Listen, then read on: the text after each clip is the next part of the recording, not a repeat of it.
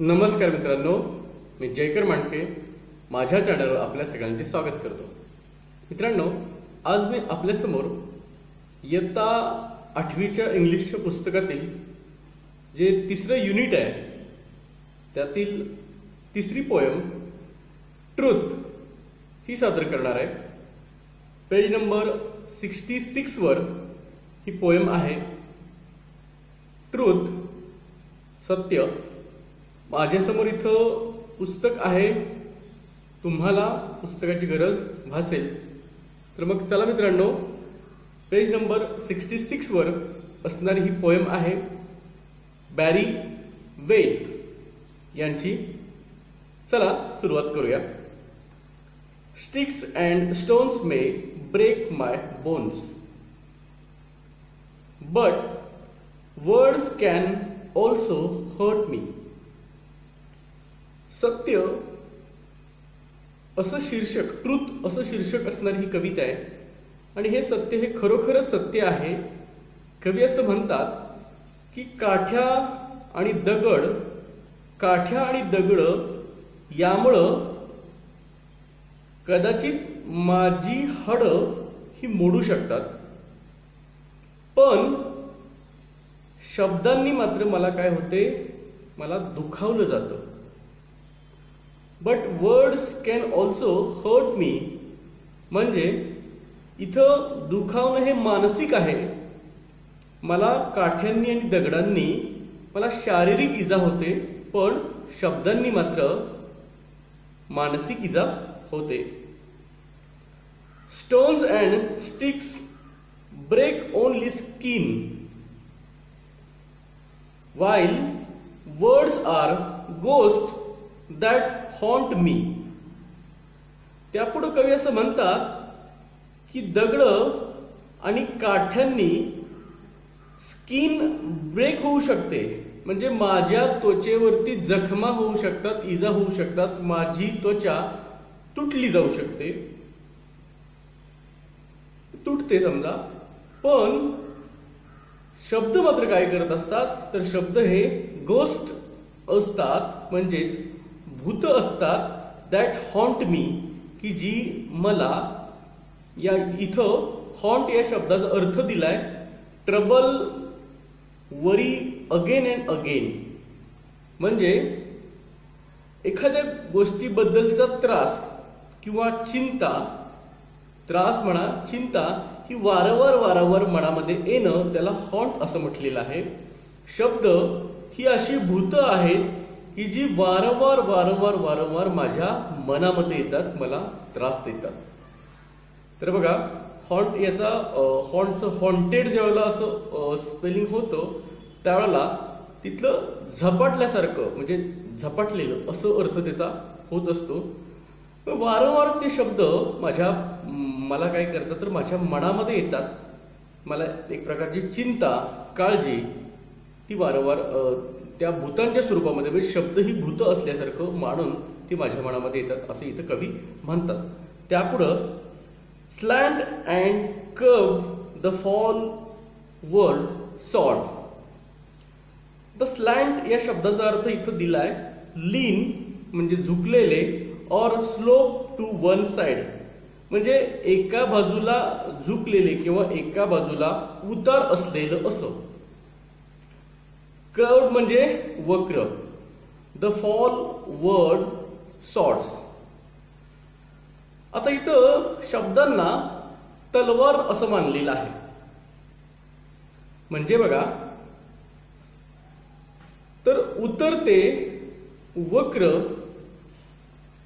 अशा रीतीनं पडणारे, पडलेले, कोसळलेले ही शब्दांची जी तलवार आहे, शब्दरूपी तलवार आहे, जी कशी आहे, उतरती आहे आणि वक्र आहे, अशी शब्दांची ही तलवार आहे. ही जी पडली तर काय होतं बघा, तर to pierce and stick inside मी.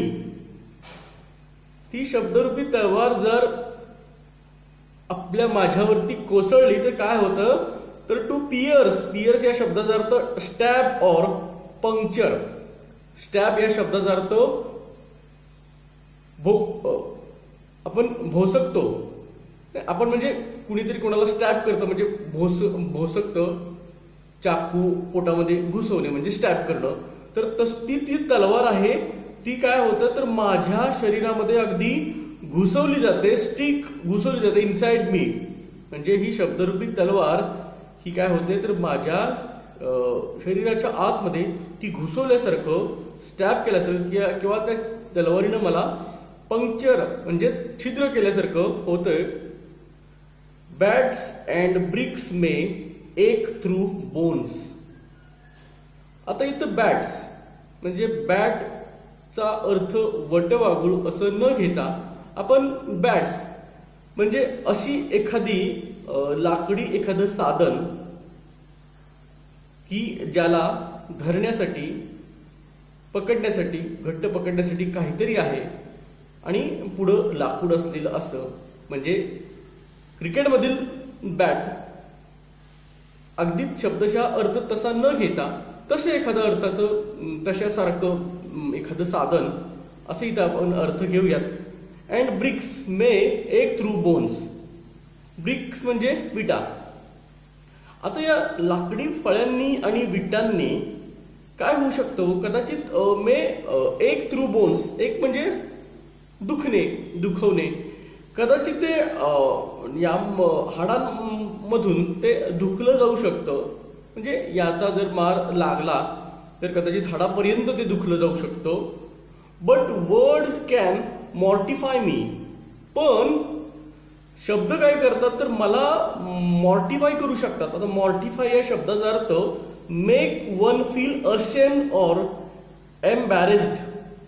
म्हणजे अशेम्ड म्हणजे लाज वाटायला लावणारं, शरम वाटायला लावणारं, आणि एम्बॅरेस्ड म्हणजे लज्जास्पद. पण शब्द काय करू शकतात तर मला लाज वाटायला लावू शकतात किंवा लज्जास्पद ठरू शकतात किंवा माझी शरमेनं मान खाली घालायला लावू शकतात, असे हे शब्द आहेत असं इथं कवी सांगतो आणि हे सत्य आहे. मित्रांनो, शब्दासारखं शस्त्र या जगामध्ये अन्य कुठलंही नाही. कारण का तर शस्त्राचा झालेला मार हा काही दिवसानंतर बरा होऊ शकतो, पण शब्दांच्या जखमा मात्र खूप दिवस, बऱ्याच दिवस किंवा अगदी कधीच त्या भरून निघल्या जात नाहीत. ती जखम भरून निघली कधी म्हणायचं तर ज्याला ती जखम झालेली असते त्यानं समोरच्याला किंवा ती जखम करणाऱ्याला ज्यावेळेला माफी दिली त्यावेळेला ती जखम भरून निघली असं आपण म्हणू शकतो. शब्दाची जखम कधीही भरून निघणारी नाही असं इथं लेखकाला सांगायचं आहे.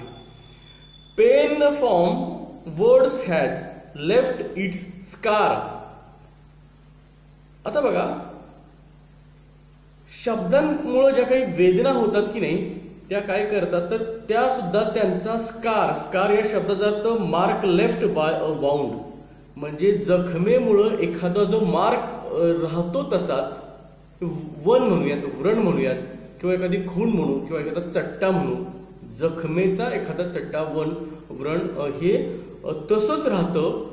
तसं शब्दांपासून सुद्धा झालेले जे वन आहेत, व्रण आहे किंवा जी खूण आहे ती तशीच शब्दामुळं ती जी वेदनेची खूण ही तशीच राहते.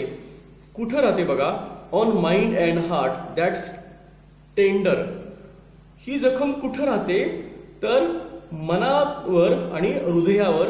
पण ती जी काही जखमेचा जो व्रण आहे, ती जी खूण आहे ती मात्र कशी असते तर ती टेंडर असते, म्हणजे अगदी हळुवार असते, कोमल असते. म्हणजे बघा, जखमेचा एखाद्या शस्त्राचा सुद्धा व्रण किंवा मारलेली जी खूण ही शरीरावरती राहू शकते आणि काही दिवसानंतर ती बरी होऊन जाईल किंवा अगदी कायमस्वरूपाची तसंच तो चट्टा कायमस्वरूपी राहून जाईल. पण कवी असं म्हणतायत की शब्दामुळं झालेली जी वेदना आहे, तिचा जो व्रण आहे, वन आहे, तो मनावरती आणि हृदयावरती तो तसाच राहिला. आपण तो मात्र हळुवार असतो, अगदी कोमल असतो, नाजूक असतो किंवा तो प्रेमळ असतो. Cuts and bruises now have healed. त्यापुढे असं कवी म्हणतात, कट्स म्हणजे काही कुठं तरी तुटलेलं वगैरे लागलेलं असं असलेलं, आणि काही ब्रुजेस म्हणजे जखमा. ब्रुजेसचा अर्थ इथे दिलाय injuries cuts on the skin, म्हणजे त्वचेवरती झालेल्या जखमा, इजा किंवा काही कट्स हे काय करतायत तर नाऊ हॅव हील्ड, आता ते बरे झालेले आहेत. हील म्हणजे बरे होणे. It's words that I remember, पण एवढं सगळं जरी झालं तर ते शब्द आहेत की जे माझ्या आजही आठवणीत आहेत. म्हणजे माझ्या आठवणीत काय राहतात तर शब्द राहतात. मित्रांनो, बॅरी वेड यांची ही कविता आहे, खूप सुंदर आहे. म्हणजे तुकाराम महाराजांचं एक अभंग आहे, आम्हा घरी धन शब्दांची चरत नाही, शब्दांचीच शस्त्र यत्न करू, शब्दची आमच्या जीवीचे जीवन, शब्दे वाटू धन जनलोका. म्हणजे मध्ये एक आहे, तुखा मने आमचा शब्दची हा देव, शब्दे वाटू धन जनलोका. म्हणजे शब्दाची खूप मोठी महती ही तुकोबारायांनी या अभंगातून सांगितलेली आहे. सहज जाता जाता तुम्हाला एक अभंग हा माहिती व्हावा, खूप सुंदर आहे. तुम्हाला कुठेही तो मिळेल शब्दांचं. म्हणजे शब्द हे शस्त्र आहे. शब्द हे अत्यंत द्विधारी असं शस्त्र आहे की ज्याचा वार हा विखारी लागू शकतो, आणि म्हणून तो वार करणाऱ्यांनी, शब्दरूपी वार करणाऱ्यांनी, शब्दरूपी तलवारीने वार करणाऱ्यांनी किंवा शब्दरूपी बाण चालवणाऱ्यांनी तो अत्यंत जबाबदारीनं जाणीव ठेवून आणि अत्यंत काळजीपूर्वक तो वार करायला हवा, तो वापरायला हवा. कारण का तर शस्त्रांच्या जखमा ह्या भरून निघतात, पण शब्दाने झालेली जखम ही कधीही भरून निघत नाही. ती वरून दिसत नाही, पण तो जो वन आहे, ती जी काही खूण आहे ती माणसाच्या मनावरती किंबहुना हृदयावरती ती झालेली असते, जी वरकरणी दिसत नाही. तर अशा अर्थाचं म्हणजे मोडलेलं हाड जुळून येऊ शकतो, त्वचेला झालेल्या जखमा बऱ्या होऊ शकतात, पण शब्द अक्षरशः मला झपाटल्यासारखे करतात. असतं बघा, कधीतरी आपल्या बाबतीत असं घडतं की कुणीतरी एखादा चुकीचा शब्द आपल्याला वापरतं आणि तो शब्द काही केला आपल्या मनातूनच जात नाही, आपण विसरू शकत नाही तो शब्द. तर ते तसं होतं, अक्षरशः तो शब्द आपला ध्यास बनून जातो की नाही तो मला असा का म्हटला, असंही होतं. म्हणजेच ते पछडल्यासारखं होतं किंवा मनामनात म्हणजे भूतासारखं पछडल्यासारखं ते शब्द करत असतात. आणि तलवारीचा जसा घाव अत्यंत वर्मी लागतो किंवा एखाद्या चाकूचा घाव हा वर्मी लागतो, त्याच्याही पेक्षा जास्ती हा शब्दांचा वार हा वर्मी लागतो आणि जो कधीही भरून निघत नाही. म्हणजे सांगायचा उद्देश हाच आहे की शब्द हे खरोखर शस्त्रापेक्षाही जास्ती घातक आहेत आणि जे आपण अत्यंत जपून असे वापरायला हवेत. तर मित्रांनो, मला वाटतं की माझ्या मते खूप छान सुंदर सुरेख अशी ही कविता आहे. माझ्या परीने मी तुम्हाला तो एक्सप्लेन करण्याचा प्रयत्न केला. तुम्हाला तो निश्चितच माझा हा प्रयत्न आवडला असेल. कृपया माझ्या व्हिडिओला लाईक करा, माझा व्हिडिओ शेअर करा. जर तुम्ही अजूनही माझा चॅनल सबस्क्राईब केलेलं नसेल तर या व्हिडिओच्या खाली लाल सबस्क्राईबचं एक बटन आहे, ते दाबा. त्यानंतर घंटीचं बेलचं एक चित्र येईल, त्याच्यावरती सुद्धा बोट ठेवा. म्हणजे काय होतं तर इथून पुढे येणाऱ्या सगळ्या व्हिडिओची नोटिफिकेशन आपल्यासमोर आपल्यापर्यंत ताबडतोब येते. आणि मित्रांनो, पुन्हा एकदा विनंती करतो, माझ्या व्हिडिओला लाईक करा. व्हिडिओ पाहिल्याबद्दल आपल्या सगळ्यांचे धन्यवाद मित्रांनो.